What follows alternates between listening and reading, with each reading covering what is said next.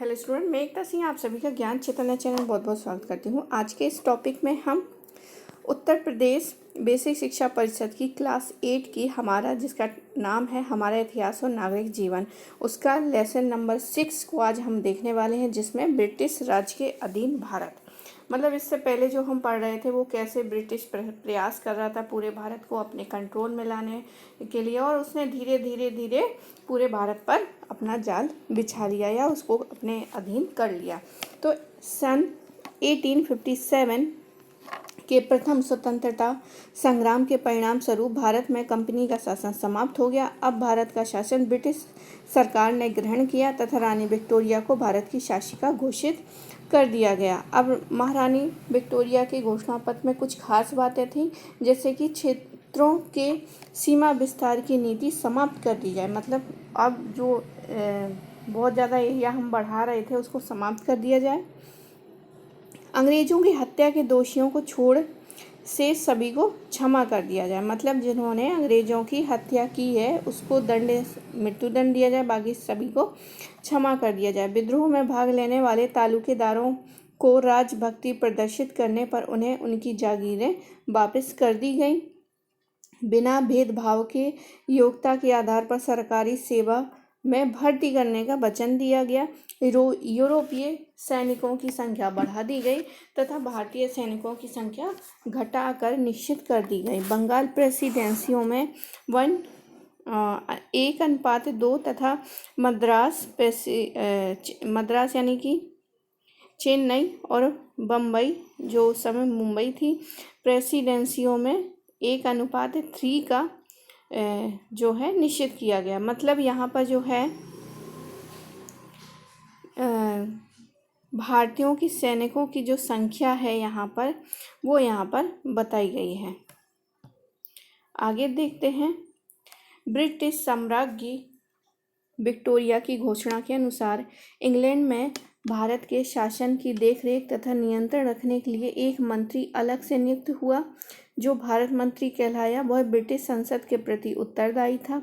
भारत में governor general ही मतलब अब जो है कैनिंग था गवर्नर जनरल, तो उसको अब वायसराय में बदल दिया गया, मतलब वायसराय बना दिया गया।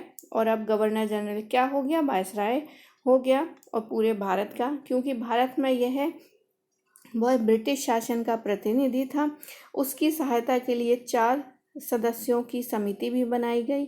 साथ ही राजपूत, मराठा एवं सिख प्रमुखों के साथ हैदराबाद के निज़ाम को अंग्रेजों के प्रति निष्ठा के लिए पुरस्कृत करते हुए उनके राज्यों को ब्रिटिश साम्राज्य के सदस्य राज्यों के रूप में मान्यता प्रदान की गई। भू राजस्व प्रबंध के क्षेत्र में तालुकेदारों व जमींदारों को ब्रिटिश प्रतिनिधियों की मान्यता प्रदान की गई। यही लोग बाद में ब्रिटिश प्रशासन के एजेंट के रूप में कार्य करने लगे। इसी प्रकार भारतीय प्रबुद्ध वर्ग के साथ नम्र एवं मैत्रीपूर्ण व्यवहार का निषेध किया गया, क्योंकि ब्रिटिश प्रशासकों की यह मान्यता थी कि निम्न तथा मध्य वर्ग के लोग प्रायः उच्च वर्ग का ही अनुसरण करते हैं। आगे देखते हैं। ब्रिटिश शासकों को सैन्य पुनर्गठन करने को भी विवश होना पड़ा। यूरोपीय एवं ब्रिटिश मूल के अधिकारियों की संख्या में वृद्धि की गई। तोपखाना एवं महत्वपूर्ण मारक क्षमता वाले हथियारों से भारतीय सैनिकों को वंचित रखा गया। सेना में जातियों, क्षेत्रों एवं संप्रदाय के आधार पर सैनिक इकाइयाँ बनाई गई, जिसमें उनमें भेदभाव बना रहे, जैसे बंगाल रेजिमेंट, राजपूत रेजिमेंट। आगे है राजनीतिक एवं प्रशासनिक पुनर्गठन। तो भारत में प्रशासनिक पुनर्गठन की शुरुआत ब्रिटिश सरकार ने इंडियन काउंसिल एक्ट से की, जो कि 1861 में। इस एक्ट के द्वारा गवर्नर जनरल की काउंसिल परिषद का नाम इंपीरियल लेजिस्लेटिव काउंसिल कर दिया गया। Imperial legislative council. Imperial legislative council के सदस्यों की संख्या 6 से 12 करने का अधिकार भी गवर्नर जनरल को था। इन सदस्यों के आधे सदस्य और गैर सरकारी होते थे। यह काउंसिल पूरी तरह से अधिकार विहीन थी। इसका ना तो वित्तीय नियंत्रण था और ना ही प्रशासनिक।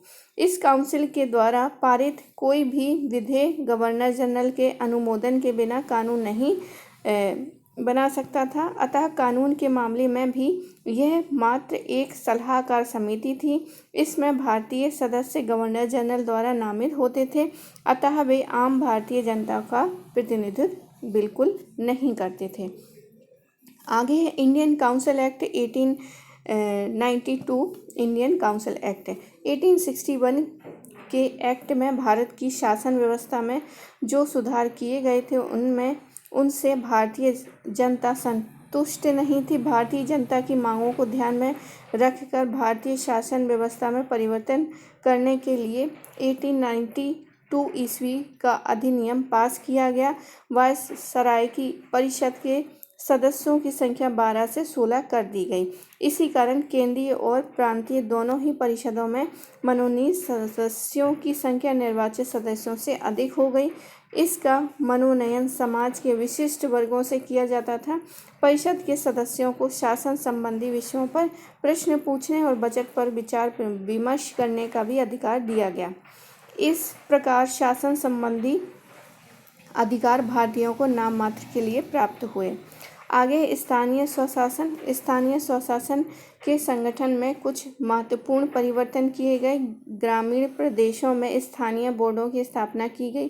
प्रत्येक जिले में जिला, उपजिला, तहसील बोर्ड बनाने की आज्ञा हुई। नगरों में नगर पालिकाएं स्थापित की गई। इन स्थानीय संस्थाओं को निश्चित कार्य तथा आय के साधन दिए गए। तो यहाँ पर स्थानीय स्वशासन भी क्या है, कुछ परिवर्तन किए गए और कुछ यहाँ पर स्थापना की गई। इन्हें रोशनी, गलियों और मार्गों की स्वच्छता, शिक्षा, जलापूर्ति और चिकित्सा सहायता का कार्य सौंपा गया। यह परिवर्तन 1883 से 85 ईस्वी के बीच स्थानीय स्वशासन अधिनियम पारित किया गया। तो स्थानीय स्वशासन अधिनियम पारित किया कौन से, उसमें 1883 से लेके 1885 के बीच में। और अगर वर्तमान में देखें तो ये आज भी व्यवस्था कायम है। आगे सिविल सर्विस। तो सिविल सर्विस यानी लोक सेवा। घोषणा पत्र के तहत 1861 में भारतीय लोक सेवा अधिनियम यानी इंडियन सिविल सर्विस एक्ट बनाया गया, जिसके अंतर्गत समस्त महत्वपूर्ण पदों पर ICS अधिकारी नियुक्त किए जाते थे। इसका चयन लंदन में होने वाली वार्षिक खुली प्रतियोगिता के द्वारा होता था। यह परीक्षा अंग्रेजी भाषा में ही दी जाती थी और 1853 ईस्वी तक इस परीक्षा में बैठने की अधिकतम आयु 23 वर्ष की थी। बाद में से घटाकर 21 वर्ष कर दी गई, जो 1876 में घटाकर 19 वर्ष कर दी गई। अब 1863 में यह परीक्षा उत्तीर्ण करने वाले पहले भारतीय थे सत्येंद्रनाथ ठाकुर। सत्येंद्रनाथ ठाकुर ये रविंद्रनाथ ठाकुर के ही बड़े भाई थे, किंतु उम्र घटने से तो भारतीयों के लिए इसमें सम्मिलित होना लगभग असंभव हो गया था। आज ICS को IAS यानी भारतीय प्रशासन सेवा कहते हैं। इसकी चयन प्रक्रिया भी बहुत कुछ मिलती जुलती है। इसी प्रक्रिया के तहत प्रशासन के दूसरे विभागों जैसे पुलिस, सार्वजनिक निर्माण, चिकित्सा, डाक एवं तार, वन प्रौद्योगिकी, अभियांत्रिकी, कस्टम एवं रेलवे में सभी उच्च वेतन वाले पदों पर सिर्फ ब्रिटिश नागरिक ही नियुक्त हो सकते थे। भारतीयों के दबाव में 1918 ईस्वी में प्रशासनिक तथा लोक सेवाओं का भारतीयकरण किया जाना शुरू हुआ। फिर भी नियंत्रण और अधिकार के पदों पर अंग्रेज अधिकारी ही बने रहे। सेवा और पुलिस का पुनर्गठन देखते हैं। 1857 रिवोल्ट के बाद एक घोषणा पत्र जारी किया था, उसमें सेवा और पुलिस गठन का क्या काम किया है। तो 1857 के बाद पुनर्गठन की प्रक्रिया के अंतर्गत सेना को भी पुनर्गठित किया गया। यहाँ 1857 के पूर्व मद्रास, बंगाल, चेन्नई इन सभी के प्रांतों को अलग अलग सेनाएं दी गई। मतलब बंगाल की अलग हो जाएगी, मुंबई की अलग हो जाएगी और चेन्नई की अलग हो जाएगी। ब्रिटिश ये स्वतंत्र रूप से कार्य करती थी और 1893 में इनका एकीकरण किया गया। ब्रिटिश सेना अध्यक्ष के अधीन इस सेना को रखा गया। इसमें यूरोपीय सैनिकों का अनुपात भारतीय सैनिकों की तुलना में लगभग दुगना कर दिया गया। भारतीय सैनिक सूबेदार से ऊपर किसी पद पर नियुक्त नहीं किए जाते थे। यह व्यवस्था 1914 ईस्वी में प्रथम विश्व युद्ध तक ऐसी ही बनी रही। पुलिस संगठन में दरोगा का पद भारतीयों तथा पुलिस अधीक्षकों का पद जो है यूरोपियों के लिए रखा गया, क्योंकि सेना और पुलिस दोनों ही ब्रिटिश साम्राज्य की सुरक्षा एवं विस्तार कार्यों में सहायक होती थी। अब न्यायिक संगठन की बात करें तो भारत में न्याय की परंपरागत प्रणाली मुख्य रूप से प्रचलित कानून पर आधारित थी। अनेक कानून शास्त्रों और शरीयत और तथा शाही फरमानों पर आधारित थी। शुरू में अंग्रेज आमतौर से प्रचलित कानून ही लागू करते थे, लेकिन धीरे धीरे उन्होंने कानून की एक नई प्रणाली विकसित की। तत्कालीन कानूनों को संहिताबद्ध किया गया। इसका अर्थ था कि शासन कानून के अनुसार चलाया जाए, ना कि शासन की इच्छा के अनुसार। अब कानून की निगाह में सारे मनुष्य बराबर हैं। जाति, धर्म या वर्ग के आधार पर बिना भेदभाव के एक ही कानून सब लोगों पर लागू होता था। पहले की न्याय प्रणाली जाति के भेदभाव पर ख्याल करती थी। जैसे यदि किसी ऊंची जाति के व्यक्ति ने कोई अपराध किया तो उसकी सजा किसी और जाति के व्यक्ति से भिन्न होती थी। आगे है व्यवहार्यता। न्याय प्रणाली अब अधिक खर्चीली हो गई थी और न्याय पाने में काफ़ी विलम्ब होता था। वित्तीय प्रशासन सन 1857 ईस्वी के बाद वित्तीय प्रशासन का भी पुनर्गठन किया गया। 1860 ईस्वी में बजट की व्यवस्था शुरू की गई। कुछ समय बाद केंद्रीय और प्रांतीय सरकारों के बीच आय के वितरण के बारे में भी निर्णय लिया गया। डाकघर, रेलवे, अफीम तथा नमक की बिक्री और चुंगी से होने वाली आय को पूर्णतः केंद्रीय सरकार के लिए सुरक्षित रखा गया। भू राजस्व, आबकारी आदि स्रोतों से भी होने वाली आय को केंद्रीय और प्रांतीय सरकारों के बीच बांटा गया।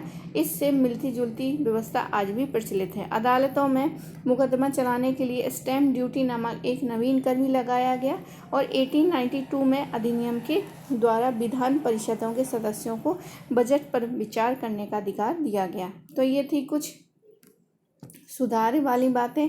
वित्तीय प्रशासन में क्या क्या चीज़ इन्होंने की है। अब देखते हैं कि अंग्रेजी माध्यम में शिक्षा देने की नीति इन्होंने बनाई, क्योंकि इनको भारतीयों को अंग्रेजी शिक्षा इसलिए देना चाह रहे थे क्योंकि वो अपने काम के लिए उनको प्रयोग कर सकें। अंग्रेज प्रशासकों ने भारत में आधुनिक शिक्षा का प्रसार इस उद्देश्य से किया कि अंग्रेजी शिक्षा प्राप्त भारतीय उनके समर्थक बन जाएंगे। अंग्रेजी भाषा के रूप में उन्हें संपर्क भाषा प्राप्त हुई, जिसके परिणाम स्वरूप वे अंग्रेजी साहित्य के संपर्क में आए। लॉर्ड मैकाले ने जब अंग्रेजी साहित्य की शिक्षा और अंग्रेजी माध्यम से शिक्षा देने की नीति बनाई तो उसका उद्देश्य यह था कि इस शिक्षा के ऐसे व्यक्ति तैयार होंगे जो आत्मा और आस्था में ब्रिटिशवादी होंगे। वास्तव में मैकाले का यह अनुभव काफ़ी सीमा तक सही निकला।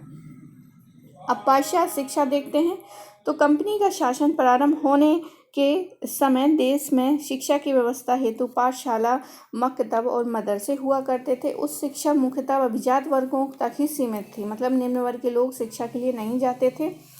उच्च वर्ग यानी संस्कृत, अरबी, फारसी, कानून, तर्कशास्त्र, व्याकरण, चिकित्सा विज्ञान का अध्ययन करते थे। देश में परंपरागत शिक्षा पद्धति ही चल रही थी। पाश्चात्य जगत के नवीन विचारों और आधुनिक विज्ञान का ज्ञान भारत लाने में शिक्षा ने महत्वपूर्ण भूमिका अदा की। अंग्रेज भारत में आधुनिक शिक्षा प्रारंभ करने में अधिक सफल रहे। निस्संदेह आधुनिक शिक्षा का प्रसार केवल सरकार के प्रयास से ही नहीं हुआ। इस कार्य में ईसाई धर्म प्रचारकों ने भी महत्वपूर्ण भूमिका निभाई। उन्होंने कई जगहों पर कॉन्वेंट स्कूल भी खोले। आगे देखते हैं आधुनिक शिक्षा का प्रभाव। तो भारत में आधुनिक विज्ञान का प्रयोग 19वीं सदी के प्रारंभ में हुआ। उदारवादी आंग्ल शिक्षा नीति के चलते भारत में विज्ञान, तकनीकी एवं प्रौद्योगिकी का विकास होता है। इससे भारतीय वैज्ञानिक युग में प्रवेश कर सके। विश्वविद्यालय की स्थापना के साथ उसमें विज्ञान और कई विभागों की स्थापना हुई। आधिकारिक भारतीयों ने विज्ञान को अध्ययन के लिए चुना और विज्ञान के क्षेत्र में महत्वपूर्ण कार्य किए। आगे है चिकित्सा विज्ञान के क्षेत्र में महेंद्रलाल सरकार का नाम आता है। तो चिकित्सा के क्षेत्र में महेंद्रलाल सरकार का नाम उल्लेखनीय है। उन्होंने 1876 में Indian association for the cultivation of science नामक संस्था की स्थापना की। 20वीं सदी के तीसरे दशक में इंडियन साइंस कांग्रेस की स्थापना की गई। साइंस कांग्रेस के अधिवेशनों में देश के विभिन्न भागों के वैज्ञानिक भाग लेते थे और एक दूसरे से अपने विचारों व कार्यों का आदान प्रदान करते थे। आगे देखते हैं, प्रफुल्ल चंद्र राय, जगदीश चंद्र बसु, मेघनाथ साहा और बीरबल साहनी जैसे वैज्ञानिकों ने ख्याति अर्जित की। सीवी रमन ने अपने कार्य और योगदान के आधार पर भौतिकी के क्षेत्र में नोबेल पुरस्कार भी प्राप्त किया। श्रीनिवास रामानुजन गणित और विश्वेश्वरैया इंजीनियर और टेक्नोलॉजी के क्षेत्र में महान भारतीय वैज्ञानिक थे। इस प्रकार भारतीय वैज्ञानिकों ने अपने योगदानों से भारत के विकास के द्वारा देश के विकास में महत्वपूर्ण योगदान किया। शिक्षा और विज्ञान के क्षेत्र में हुए विकास कार्यों से देश को एक नई गति और प्रतिष्ठा प्राप्त हुई। जन सुविधाओं में वृद्धि होती है। अब जन सुविधाओं में किस प्रकार से वृद्धि होती है तो यहाँ ये देख लेते हैं। 18वीं शताब्दी तक अंग्रेजों ने देश के धार्मिक और सामाजिक और सांस्कृतिक जीवन में हस्तक्षेप न करने की नीति अपनाई, किंतु 19वीं शताब्दी के प्रारंभ से ही उन्होंने भारतीय समाज और संस्कृति में परिवर्तन के कुछ महत्वपूर्ण कदम उठाए। भारत स्थित ब्रिटिश प्रशासन कुछ सीमा तक भारतीयों में आधुनिक सोच पैदा करना चाहते थे, लेकिन वहीं तक यहाँ तक कि ब्रिटिश हितों को नुकसान ना हो। अतः उन्होंने भारत में आधुनिकीकरण की संतुलित नीति अपनाई। इस नीति के तहत अंग्रेजों ने कई हजार किलोमीटर की रेलवे लाइन बिछाई, जिससे आवागमन तेज हो सके व व्यापार को बढ़ावा मिले। अंग्रेज ठंडे प्रदेश में रहने वाले थे और उन्हें भारत में पड़ने वाली गर्मी को सहन करने की आदत नहीं थी। अतः उन्होंने अपने व अपने परिवारों को भीषण गर्मी से बचाने के लिए भारत में नए नगर जैसे कि नैनीताल, शिमला, दार्जिलिंग बसाए। अंग्रेजों ने भारत में नहर व कुओं का भी निर्माण किया, जिससे ज़्यादा से ज़्यादा खेतों को सींच कर उत्पादन बढ़ाया जा सके और भू राजस्व की अधिक से अधिक प्राप्ति हो। आगे देखते हैं, इस समय यूरोप में नए चिंतन का उदय हो रहा था।